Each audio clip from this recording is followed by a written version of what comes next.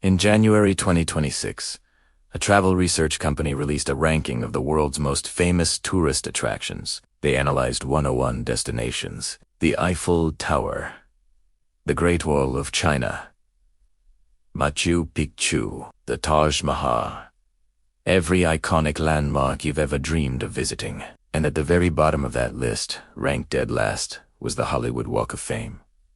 Not just worst in America, worst in the world.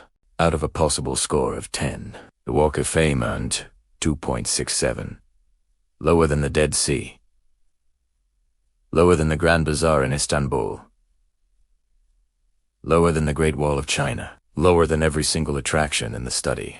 The report called it a perfect example of a tourist trap that trades on reputation rather than actual experience. Google reviews gave it 4 stars, the lowest rating of all 101 locations analyzed. Visitors described it as rundown, dirty, chaotic, and unsafe. One reviewer wrote, "The image you have of the Hollywood Walk of Fame is one of stardom and glitz, but the reality is your average city center with expensive gift shops." Another said, "This was definitely not what I expected based on TV and movies. The whole area felt unsafe during our visit, and I wouldn't recommend taking young children. 10 million people used to visit this sidewalk every year. 10 million dreamers looking for a piece of Hollywood magic. And now, researchers are telling them not to bother." How did the most famous sidewalk on Earth become a cautionary tale? How did the place where dreams are literally written in stone become a symbol of everything that is wrong with modern tourism? The answer is more complicated and more heartbreaking than you might expect. The year was 1953. Hollywood was at the peak of its power. The studio system dominated global entertainment. Movie stars were the closest thing America had to royalty, and a man named E.M. Stewart had an idea. Stewart was the volunteer president of the Hollywood Chamber of Commerce. He looked at the neighborhood around him, the theaters, the restaurants, the crowds of tourists hoping to glimpse a celebrity. And he saw potential. "We need a monument," he said, "something that would maintain the glory of a community whose name means glamour and excitement in the 4 corners of the world." Some say he got the idea from the Hollywood Hotel, a legendary establishment whose dining room ceiling was painted with stars bearing the names of famous guests. Others say he simply understood that Hollywood needed a permanent way to honor its legends and attract visitors for generations to come. Stewart formed a committee. He hired architects. He convinced the Los Angeles City Council to approve the project. The concept was elegant in its simplicity. 5 pointed stars, made of coral pink terrazzo, rimmed with brass, embedded into the sidewalk. Each star would bear the name of an entertainment legend, and a symbol indicating their category. A film camera for movies, a television set for TV, a record for music, a microphone for radio. On August 15, 1958, the chamber unveiled 8 prototype stars to generate excitement. The names included Joanne Woodward, Burt Lancaster, and Ronald Colman. Construction was supposed to begin immediately, but lawsuits delayed the project. Property owners challenged the assessment fees. Charlie Chaplin's son sued after his father's nomination was withdrawn amid political controversy. Finally, on February 8, 1960, construction began. The first permanent star was laid on March 28, 1960.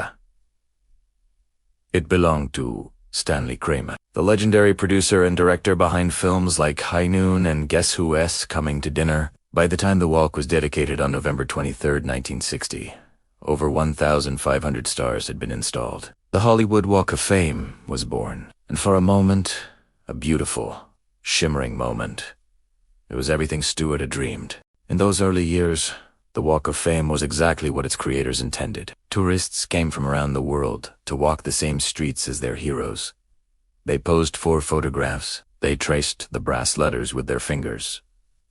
They felt, for a moment, connected to the magic of Hollywood. The selection committee read like a who's who of entertainment royalty. Cecil B. Deemley, Samuel Goldwyn, Walt Disney. These were the men who had built Hollywood, and they were choosing who would be immortalized on its streets. In the first year alone, 1,558 stars were installed. Legends like Humphrey Bogart, Marilyn Monroe, and James Dean were honored. The sidewalk became a living museum of entertainment history. Then, something strange happened. For 8 years, from 1961 to 1968, not a single new star was added. The Chamber of Commerce was reorganizing its selection process. Funding mechanisms had to be established, rules had to be written. But during that pause, something else was happening to Hollywood Boulevard. The neighborhood began to decline. The great movie palaces that once hosted premieres started showing second-run films. Boutiques closed, hotels lost their glamour. By the 1970s, the area that was supposed to represent Hollywood's glory had become a symbol of urban decay. The Walk of Fame itself fell into disrepair. Stars cracked, brass letters tarnished.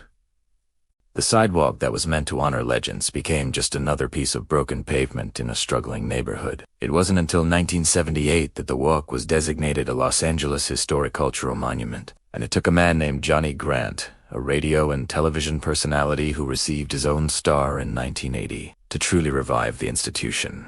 Grant became the unofficial mayor of Hollywood for nearly 3 decades. Until his death in 2008, he championed the Walk of Fame, hosting ceremonies, promoting tourism, and fighting to restore the neighborhood's dignity. Under his leadership, the walk became a global brand again. Ceremonies were televised worldwide.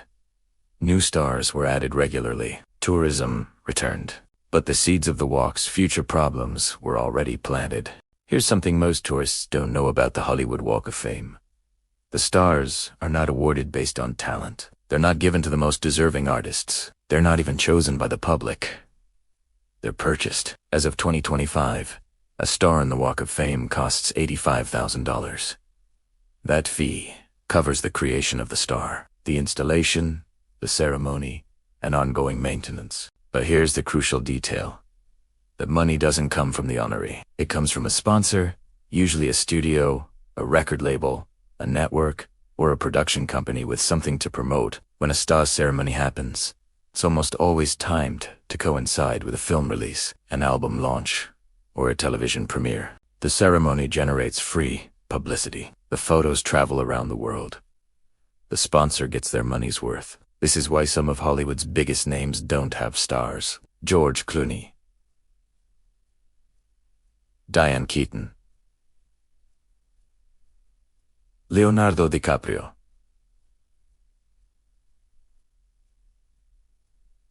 Leonardo DiCaprio. It's not that they're not worthy, it's that no sponsor has paid for them, or they've declined to participate. Bruce Springsteen was actually selected for a star in 1989, but he failed to attend the ceremony within the required 2-year window, so his nomination was rejected. That rule is now called the Springsteen policy.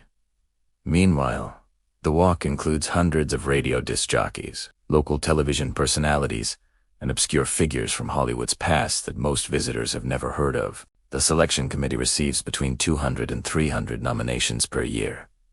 About 30 are chosen. Anyone can nominate anyone, including fans, as long as the nominee approves and a $275 application fee is paid. The criteria? The nominee must have a minimum of 5 years' experience in their category and a history of charitable contributions. That's it. This system has created some uncomfortable realities. Controversial figures like Bill Cosby and Donald Trump have stars that cannot be removed, no matter how many times they're vandalized. The Chamber has declared the walk a historic landmark that reflects the era in which each star was awarded warts and all. Muhammad Ali was the only honoree to refuse having his star placed on the ground. He did unwant people walking on his name, especially since Muhammad is also the name of the Prophet in Islam. His star is mounted on a wall at the Dolby Theater. Everyone else, they're under your feet. Let's take a walk. You've flown into Lex. You've rented a car or taken an expensive Uber. You've navigated Los Angeles traffic for anywhere from 50 minutes to 2 hours, depending on the time of day. You arrive at Hollywood Boulevard, you find parking, which costs somewhere between $20 and $40. You step onto the sidewalk, and immediately, something feels wrong. The first thing you notice is the smell. Parts of the walk have a distinct odor of urine. Homeless encampments. The surrounding streets. Trash accumulates in corners. The second thing you notice is the crowd, but not the kind you expected. A man in a cheap Spider-Man costume approaches. He wants to take a photo with you. He doesn't mention that he expects payment until after the photo is taken. Then he becomes aggressive about the tip. A woman dressed as a pirate offers the same deal. Tourists have reported being charged $100 for a single photograph. Others have had their money taken and refused change. Police have made arrests. Then there are the CD sellers. Men approach you with free mixtapes, then demand money once you've touched the disc. Saying no can lead to confrontation. Between the costumed characters, you find religious groups shouting through megaphones, political demonstrators waving graphic signs, street vendors selling knockoff merchandise, storefronts offering 2 t-shirts for $10, and the stars themselves, there on the ground. In the sidewalk, under everyone's feet. 20% of them are damaged or in disrepair. Some are cracked. Some are stained. Some are covered by garbage or gum. You walk. You look down. You see a name you recognize. You take a photo. You move on. And then you realize, that's it. There's nothing else to do. The Walk of Fame stretches 1.3 miles along Hollywood Boulevard and another 0.4 miles on Vine Street. That's a lot of walking to look at names on the ground. There are no interactive exhibits, no museum explaining the history, no audio tours telling you who these people were and why they mattered. Just names. In concrete, under your feet. One tourist wrote on TripAdvisor, "We could not believe the number of homeless people living on that street. The smell of urine is quite evident in some areas. Although I must visit, I would be very careful with my belongings." Another wrote, "What a waste of time. Is this the best LA has to offer?" Another, "Don't expect to see the glamour of Hollywood, as it's disappointing. This is the reality that earned the Walk of Fame its ranking as the worst tourist attraction in the world. The Walk of Fame doesn't exist in isolation. It sits in the middle of Hollywood Boulevard, a street that was supposed to be the heart of the entertainment industry. In the 1920s, this was one of the most glamorous addresses in America. The Hollywood Roosevelt Hotel opened in 1927 and hosted the first Academy Awards. Grauman's Chinese theater premiered films that changed cinema history. Celebrities lived in the hills above and dined in restaurants along the boulevard. Today, the Hollywood Partnership, a nonprofit dedicated to the area's economic vitality, reports that foot traffic has dropped approximately 50% from pre-pandemic levels. The reasons are multiple and interconnected. First, the entertainment industry left. Studios relocated to Burbank, Culver City, and beyond. Production moved to Atlanta, London, and Toronto. The neighborhood that was supposed to represent Hollywood no longer contains much of Hollywood. Second, the pandemic devastated local businesses. Restaurants closed, theaters shut down. The tourism that sustained the boulevard evaporated for 2 years and never fully returned. Third, homelessness increased dramatically throughout Los Angeles. Hollywood Boulevard, with its steady stream of tourists, became a magnet for those seeking help and those seeking to exploit the vulnerable. Fourth, safety concerns multiplied. Crime statistics rose. Visitors reported feeling threatened. The gap between expectation and reality widened into a chasm. In 2025, business owners along the Walk of Fame reported the slowest season in 26 years. Before, during spring break, you couldn't even walk through here. One vendor told NBC News, like at this time it would be packed. Now, it's definitely slowed down a lot. A tour company employee said his boss, who'd worked there for 26 years, called it the slowest he's ever seen. International tourism to California dropped 9% in early 2025. Canadian visitors, historically one of the largest groups, declined by 38%, and even those who do come are not coming to Hollywood. The Hollywood Reporter ran a story with a headline that would have been unthinkable a generation ago. Is Hollywood dead? The article noted that even the invisible Hollywood is fading. The neighborhood, it said, is no longer the center of film and television production, and Los Angeles more broadly is no longer where many of the people who make up the industry live. The Walk of Fame, once designed to attract visitors to a thriving entertainment district, now anchors a street that's struggling to survive. Here's what makes the Walk of Fame's failure so striking. Other cities have figured this out. The study that ranked the Walk of Fame dead last also named the world's best tourist attraction, the Sagrada Familia in Barcelona.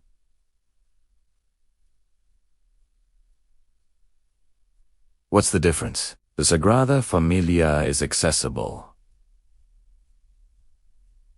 It's safe. It offers a genuine experience that matches or exceeds visitor expectations. You can spend hours inside, learning about Gaudi's vision, admiring the architecture, understanding why it matters. The Walk of Fame offers none of that. You can't go inside? There's nothing to learn. There's no experience beyond looking at names in concrete. Compare it to other entertainment-related attractions.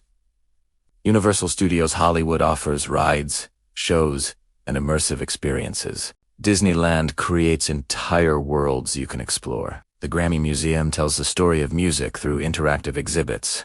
The Walk of Fame just has names on Tegron and aggressive people in cheap costumes, trying to take your money. The Stasher study measured 5 factors: Google reviews, ratings, TikTok engagement, airport accessibility, country safety, and local accommodation quality. The Walk of Fame failed on almost every metric. Its Google rating 4.0 stars was the lowest of all 101 attractions studied. Its safety score was among the worst. Its distance from Lux, 23 miles with no direct public transit connection, made it one of the hardest major attractions to reach. The CEO of Stasher put it bluntly: the Hollywood Walk of Fame's last place ranking is a wake-up call for travelers who assume famous means great. He added, "This is the perfect example of a tourist trap that trades on reputation rather than actual experience." Other California attractions also made the worst list: the Golden Gate Bridge, Alcatraz Island, and Yosemite National Park. But their problems were different: accessibility challenges, accommodation shortages, practical inconveniences. The Walk of Fame's problem is more fundamental. It's the experience itself. In 2019, the city of Los Angeles commissioned architects to develop a master plan for Hollywood Boulevard. The vision was ambitious: widen sidewalks, add Busoni lanes, create spaces for pedestrians, revitalize the street. The goal was to transform the Walk of Fame from a neglected sidewalk into a world-class destination. Construction was supposed to begin in 2025. But as of now, the transformation remains incomplete. Some improvements have been made. Parking lanes removed, minor streetscape upgrades installed, but the fundamental problems persist. Meanwhile, the Walk of Fame continues to add stars. About 24 ceremonies are held each year.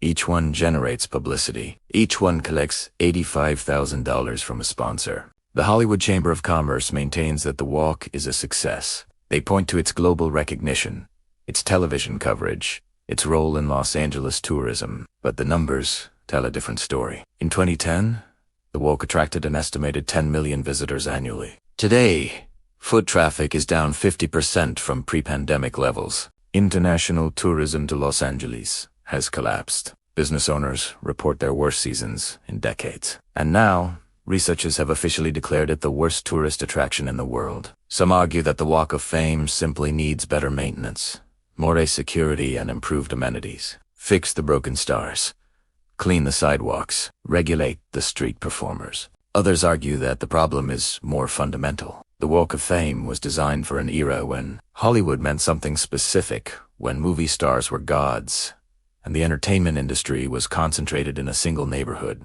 That era is over. Today's celebrities are YouTubers and TikTok. They live everywhere and nowhere. They don't need a physical star on a physical street to validate their fame. Will Mr. Beast ever have a star on the Hollywood Walk of Fame? Will be a porch. Will the next generation of digital celebrities care about a coral pink terrazzo star embedded in a neglected sidewalk? Probably not. And that raises a deeper question. What is the Walk of Fame actually for? Here's the uncomfortable truth about the Hollywood Walk of Fame. It was never really about honoring excellence. From the very beginning, it was about marketing. E.M. Stewart created it to attract tourists. The Chamber of Commerce maintains it to generate revenue. Sponsors pay for ceremonies to promote their products. The stars themselves are transactional. Pay the fee, show up for the ceremony, get your photo taken, move on. And yet, millions of people still come. They come because the Walk of Fame represents something larger than itself. It represents the dream of Hollywood, the idea that talent and beauty and ambition can transform an ordinary person into something extraordinary. That dream may be fading, but it hasn't disappeared entirely. Walk along Hollywood Boulevard today and you'll still see people searching for their favorite stars. You'll still see tourists kneeling on dirty sidewalks to photograph names that mean something to them. You'll still see families pointing out legends to their children, trying to pass along a piece of cultural history. The Walk of Fame is broken. The neighborhood around it is collapsed. The ranking confirms what visitors have felt for years. But the dream persists. Maybe that's the real tragedy of Hollywood Boulevard. Not that it's dirty or dangerous or disappointing, but that it fails to deliver on a promise that still matters to millions of people. They come looking for magic. They find names on the ground. And somewhere in that gap between expectation and reality lies everything we need to know about what Hollywood has become and what it may never be again. The stars are still there, 2,827 of them, embedded in 1.3 miles of sidewalk. They're not going anywhere. But increasingly, neither are the tourists. The Walk of Fame was supposed to maintain the glory of Hollywood. Instead, it has become a monument to its decline.